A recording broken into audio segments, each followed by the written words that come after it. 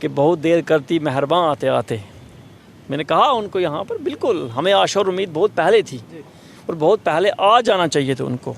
एक लंबी चर्चा हुई और बिल्कुल उन्होंने आश्वासन दिया कि बिल्कुल आपकी बात वो एज ए एडवोकेट आगे पहुँचाएँगे।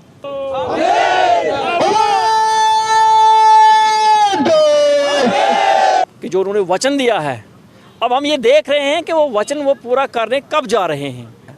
जम्मू कश्मीर में हमने बहुत सारे बदलाव देखे हैं। एक राज्य को यूटी में बदलते हुए देखा, एक राज्य के बड़े बड़े बदलाव हमने देखा। 370-35A जैसे कानून हमको हमने बदल देखा। तो इन कर्मचारियों के जीवन से बड़ा कोई कैडर सिस्टम नहीं है।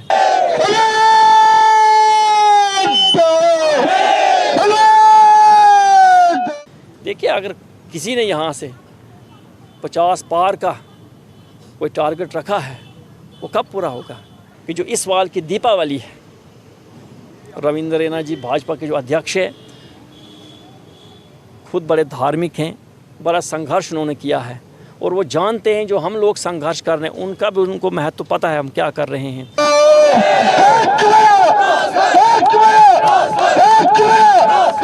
लंका से भगवान रामचंद्र 14 वर्षों के वनवास के बाद अपने अयोध्या वापस लौटे, उसी समय दीपावली मनाई गई। हम भी चाहते हैं कि इस बार वो हमें ये तोहफा दे देंगे कि हम कर्मचारियों का जो 15 वर्षों का वनवास है उसको समाप्त करें और हम लोग जो inter district employees reserve categories के हैं, जो जम्मू के रहने वाले हैं और कश्मीर में पिछले 15 वर्षों से वनवास काट रहे हैं, हमारा जो वनवास है वो समाप्त हो जाए और इस दीपावली के दिन हमारा वनवास समाप्त होगा। और तो जो इनके ये माननीय हेडमास्टर साहब हैं उनको मैं यहाँ से संदेश देना चाहता हूँ, अगर आप इनकी जिम्मेवारी लेते हैं, अपने घर में इनको रखते हैं, क्योंकि बाहर तो रहेंगे नहीं बेचारे, कहाँ जाएंगे? सड़क पे कोई रह नहीं सकता है। और आप देखते हैं उड़ी बारामूला में आप बर्फ़ पड़नी शुरू हो गई है। अगर ऐसा नहीं कर सकते तो कम से कम ऑर्डर निकालने से पहले आप सोचिए, विचार कीजिए कि जो आप ऑर्डर निकाल रहे हैं उसका क्या प्रभाव पड़ सकता है।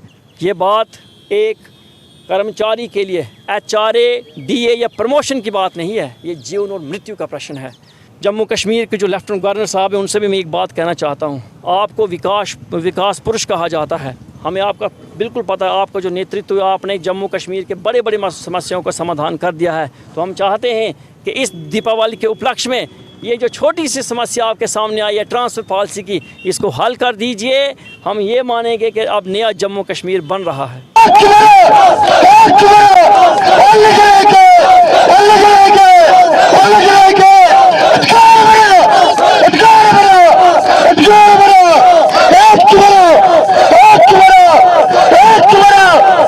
वही जगह है जिस जगह पर रिजर्व कैटेगरी एम्प्लॉइज़ पिछले 135 दिन से आंदोलन कर रहे हैं। ये आंदोलन इस वजह से कि अपने बच्चे जो हैं उन्हें किसी भी हक से वंचित ना रख सके और अपने हक जो हैं उन्हें सरकार से लिया जा सके, क्योंकि पिछले कई सालों से ये लोग जो हैं वो डिपार्टमेंट को सर्विसेज दे रहे हैं। लेकिन जब बात जान की बन आई तो ये लोग जम्मू के लिए कूच किए और इन्हें आशा और उम्मीद थी कि जम्मू कश्मीर एडमिनिस्ट्रेशन जो है वो इनके बारे में भी सोचेगी और कुछ ना कुछ हल जो है वो निकलेगा। हालांकि इस बीच काफ़ी कुछ घटा है।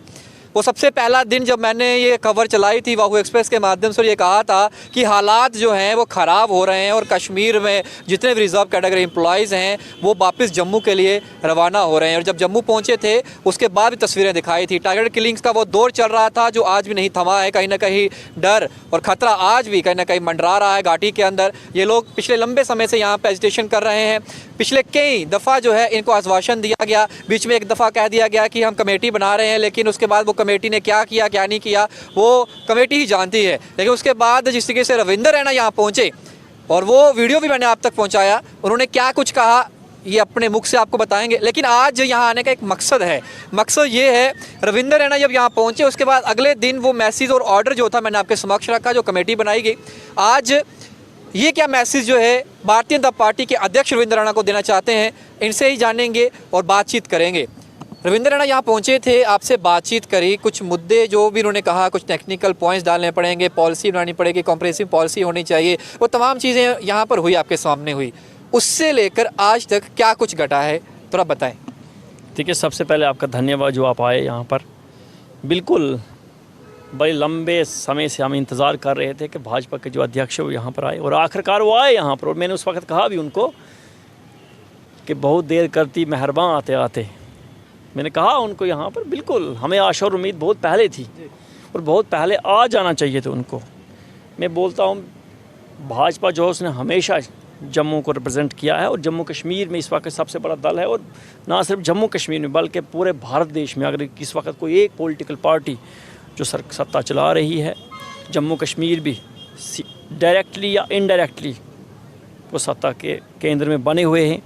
तो जब आए तो बिल्कुल एक लंबी चर्चा हुई, जो हमारी ग्रीवेंसेस हैं, जो ट्रांसफ़र पॉलिसी की जिसकी हम बात कर रहे हैं, जो हमारे सैलरीज़ के कुछ इशू हैं उनकी भी बात की हमने, एक लंबी चर्चा हुई और बिल्कुल उन्होंने आश्वासन दिया कि बिल्कुल आपकी बात हुआ एज ए एडवोकेट आगे पहुंचाएंगे, आश्वासन दिया। और मैं ये भी कहता हूं कि जो उन्होंने वचन दिया है, अब हम ये देख रहे हैं कि वो वचन वो पूरा करने कब जा रहे हैं। हमने उस वक्त भी कहा था कि करवा चौथ के लिए आप सैलरीज़ को रिलीज़ कीजिए। करवा चौथ जो है सबसे बड़ा पर्व है हमारी महिलाओं के लिए। आप देख रहे हैं हमारी बहनें सुबह से यहाँ धरने पर बैठी हैं। ये हज़ारों की जो है भीड़ है ना यहाँ पर, ये एक उस तकलीफ़ उस दर्द से गुज़र रही है जो पिछले 135 दिन से शायद लगता है प्रशासन महसूस नहीं कर रहा है। तो वो आए यहाँ पर, हम बिल्कुल अभिनंदन करते हैं, स्वागत करते हैं उनका, और जो उन्होंने आश्वासन दिया उसका भी स्वागत है। लेकिन अब प्रश्न ये बनता है कि अगर सोच समझ के आश्वासन दिया तो कम से कम हम ये देख रहे हैं कि वो आश्वासन, वो वचन, वो कितनी जल्दी पूरा करने जा रहे हैं। आश्वासन हमें पहले भी बहुत मिले हैं। जब एक कमेटी कॉन्स्टिट्यूट की थी जम्मू कश्मीर प्रशासन ने, उस वक्त भी एक आश्वासन दिया गया था। 2.5 महीने से ज़्यादा का समय हो चुका है। कमेटी ने रिपोर्ट दी है तो ठीक है, नहीं दी है, क्यों नहीं दी है ये हम नहीं जानते, ये आप प्रशासन के एंड से पता कीजिए। लेकिन ज़रूर अगर भाजपा के अध्यक्ष यहाँ आते हैं और वो कोई आश्वासन दे के जाते हैं तो मुझे लगता है कम से कम उनको अब सीरियसली इस बात पे काम करना चाहिए। मैं कहता हूँ बिल्कुल वो एडवोकेट की तरह कर रहे थे कि हम आपकी बात को आगे ले जाएंगे, उनको लेना भी चाहिए। सबसे बड़ा दल है जम्मू में इस वक्त, सबसे ज़्यादा पिछली बार अगर देखेंगे सबसे ज़्यादा लोगों ने अगर किसी दल का समर्थन किया था उनका ही किया है। तो उनकी जिम्मेवारी, उत्तरदायित्व बनता है कि वो हमारी बात आगे पहुंचाए, और मुझे आशा और उम्मीद है बिल्कुल वो पहुंचाएंगे। अब जहां तक बात रही है जो समय लग रहा है, 135 दिन हो गए हैं, एक एक दिन जो गुजर रहा है कहीं ना कहीं पर ये समाज, ये कर्मचारी, इनके अंदर जो वो पीड़ा है वो बढ़ा रहा है। और आने वाले समय में ज़रूर लगता हूँ कि ऐसा ना हो जाए कि फिर तीर जो है कमान से निकल जाए। ये समय लगना, मुझे नहीं लगता ट्रांसफ़र पॉलिसी कोई इतनी बड़ी बात है जिसके लिए इतना विचार किया जा रहा है। जम्मू कश्मीर में अगर इंटर डिस्ट्रिक्ट रिक्रूटमेंट होता है तो उसमें ट्रांसफ़र पॉलिसी होनी चाहिए। मुझे ये बताइए देश का कौन सा वो राज्य है जिसमें इंटर डिस्ट्रिक्ट रिक्रूटमेंट होती है और उसमें फिर ट्रांसफ़र पॉलिसी नहीं है? बिल्कुल है। हमने बहुत बार बात की है, रेलवे में भी ऐसी प्रणाली चल रही है कि 1 जून में आप 5 साल के लिए अपॉइंट हो जाते हो, फिर आपको वापस कर दिया जाता है। जम्मू कश्मीर में हमने बहुत सारे बदलाव देखे हैं। एक राज्य को यूटी में बदलते हुए देखा, एक राज्य के बड़े बड़े बदलाव हमने देखा, 370-35A जैसे कानून हमको हमने बदल देखा। तो इन कर्मचारियों के जीवन से बड़ा कोई कैडर सिस्टम नहीं है। देखिए अगर विल पावर हो, मैं कहता हूँ पॉलिटिकल विल पावर हो, उनको करना चाहिए। और मैं अक्सर ये कहता हूँ, देखिए अगर किसी ने यहाँ से 50 पार का कोई टारगेट रखा है वो कब पूरा होगा? जब आप समाज के हर वर्ग को साथ लेकर चलेंगे। समाज के हर वर्ग के लिए कुछ ना कुछ करना पड़ेगा।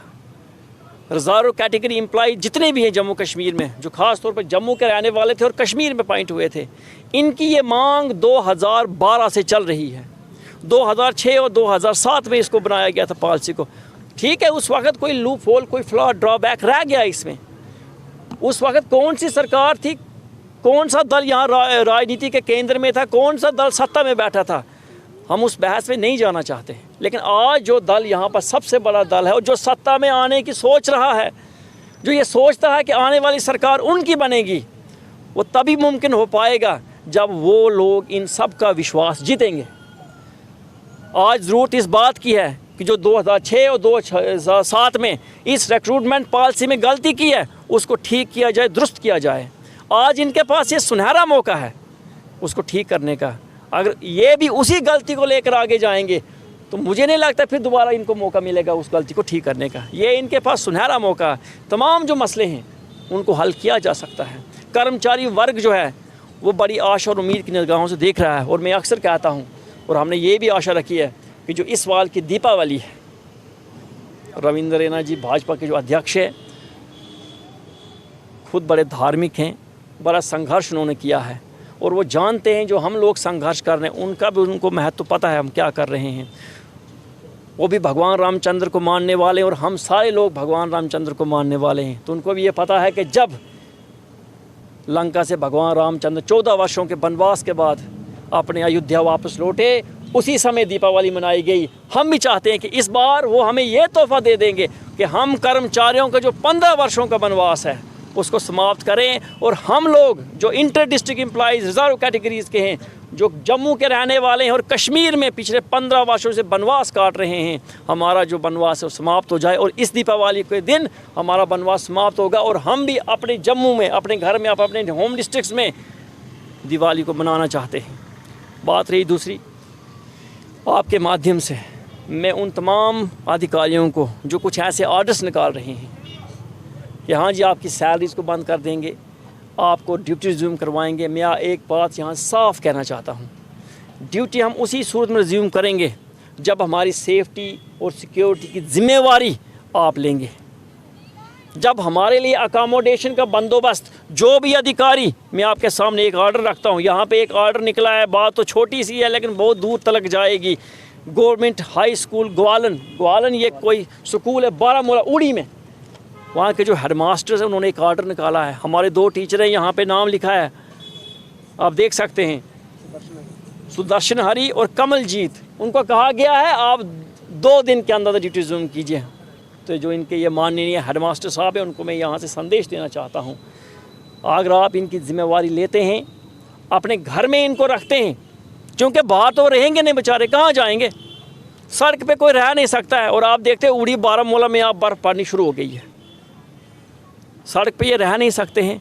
तो अगर आप ऐसा ऑर्डर निकालते हैं तो मैं इनको ये आग्रह करता हूँ कि आप ऑर्डर निकालिए, रूल्स एंड रेगुलेशन को फॉलो कीजिए, लेकिन आपसे हमारा ये आग्रह है कि या आप इनके रहने का अकोमोडेशन का बंदोबस्त अपने घर में कीजिए और इनकी सेफ्टी और सिक्योरिटी को इंश्योर कीजिए या आने को तैयार हैं।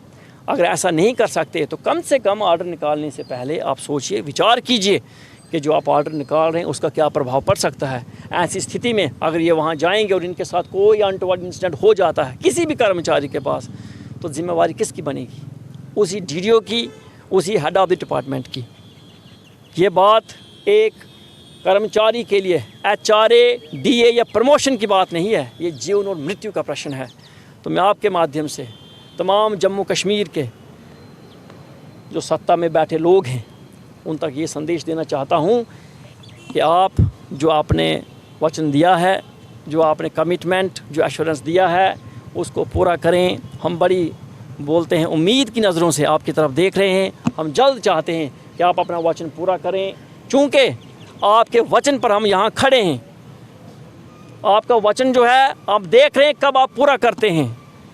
हम ये चाहते हैं कि जो एश्योरेंस दी है सोच समझ के दी है, तो अब ये समय आ चुका उस एश्योरेंस को पूरा करें। हमारा यही संदेश यहाँ से है, भाजपा के चाहे अध्यक्ष हो, चाहे यहाँ का प्रशासन हो, हम यही चाहते हैं कि सत्ता के केंद्र में बैठकर अगर आप इन मसलों का हल कर सकते हैं आप कीजिए, आपका उत्तरदायित्व बनता है। और हम जम्मू के जितने भी डोगरा एम्प्लॉइज़ हैं वो तब तक इस धरने को समाप्त नहीं करेंगे जब तक हमारे लिए एक कम्प्रीहेंसिव ट्रांसफ़र पॉलिसी नहीं लाती सरकार।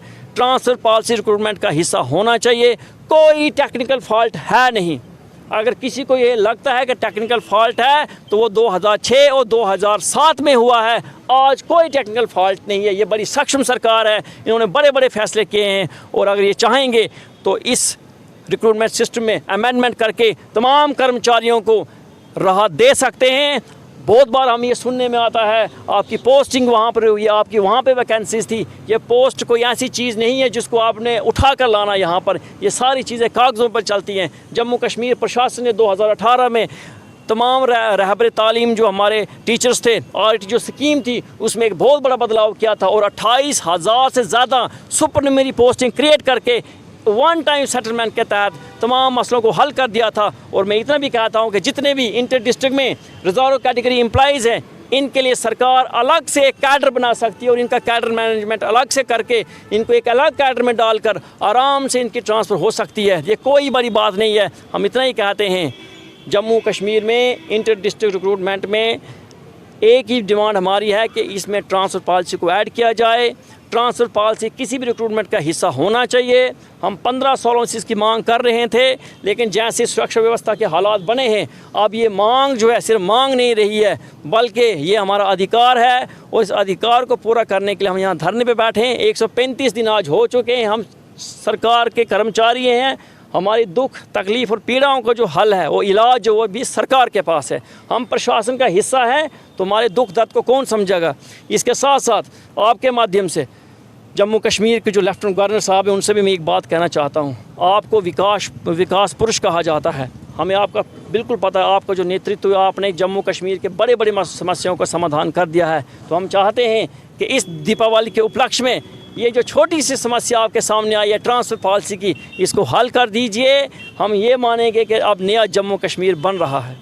चलिए, ये बातचीत का एक उद्देश्य था और ये था मेरा कि इन लोगों से बातचीत कर, क्योंकि भाजपा अध्यक्ष से जब बातचीत हुई तो उनसे ये पूछा कि आश्वासन लेने नहीं आया हूँ, प्रैक्टिकल कार्य जो चल रहा है वो कहाँ तक पहुँचा है, आप उसको जो है वो जनता के सामने और रिजर्व कैटेगरी एम्प्लॉयज़ या फिर बाकी जितने भी लोग जो तकनीकल का इंतज़ार कर रहे हैं उनको आप वो बात बताइए।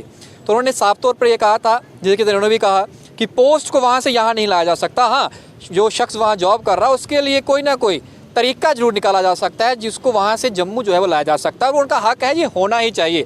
और वो जितनी बार मैंने उनसे ये सवाल पूछा, उन्होंने ये कहा है कि पॉलिसी होनी चाहिए बाकायदा। वो जब यहाँ पहुँचे तब भी उन्होंने यही कहा, लेकिन संदेश साफ है, क्योंकि आप सभी जानते हैं कि इस समय जो है इलेक्शंस का दौर जम्मू कश्मीर में चल रहा है।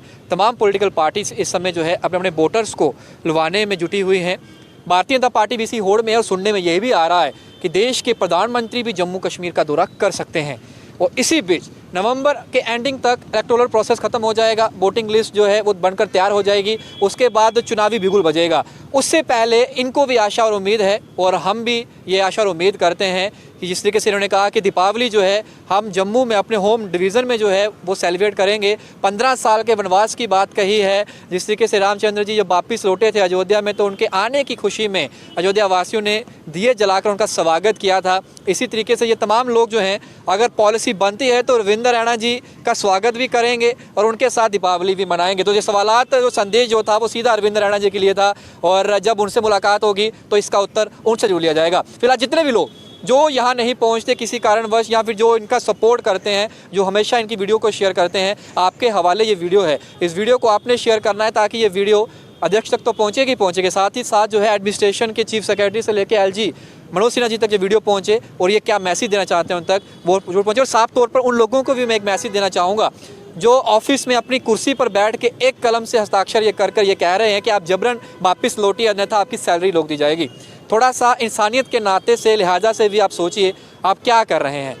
रजनी बालाजी की शहादत मिली उनके अंदर, यहाँ वो जॉब करते स्कूल में, वहाँ पर जाकर उनको शहादत जो थी वो नसीब हुई। उसके बाद इन लोगों के मन में डर और माहौल बना और उसके बाद ये वापस लौटे थे। अगर आप इनको सिक्योरिटी सुनिश्चित करते हैं, जिससे कि ये कह रहे हैं ये वापस लौटेंगे, इन्हें कोई दिक्कत नहीं है, अन्यथा अगर इनको जान को जोखिम होता है तो उसका जिम्मेवार कौन होगा? जिम्मेवार आप ही होंगे जिसने वो ऑर्डर निकाला, क्योंकि वो ऑर्डर पे आपके साइन हैं, बाकायदा आपने कहा है कि आप वापस लौटिए, और जब वो वापस लौटे और कुछ होता है तो उसकी जिम्मेवारी भी आपकी ही होगी। तो अन्यथा जो लोग ये सोच रहे हैं, जिन्होंने निकाल दिया वो तो ठीक है, जो सोच रहे हैं हम और ऑर्डर निकालेंगे, तो उनके लिए ये मैसेज है, थोड़ा ध्यान से रहिएगा। ऐसा ना हो कि आप किसी के प्रेशर में ऑर्डर निकाल दें, कल को आपकी भी कुर्सी जो है वो निकल जाए आपके पाँव के नीचे से। तो वीडियो को शेयर करें, कमेंट बॉक्स में बता दें। बाकी बड़ी तमाम अपडेट्स के लिए आप बने रहें बाहु एक्सप्रेस पर। जरूर रखें साथ, शो मिलेंगे बाहु एक्सप्रेस के लिए। जय।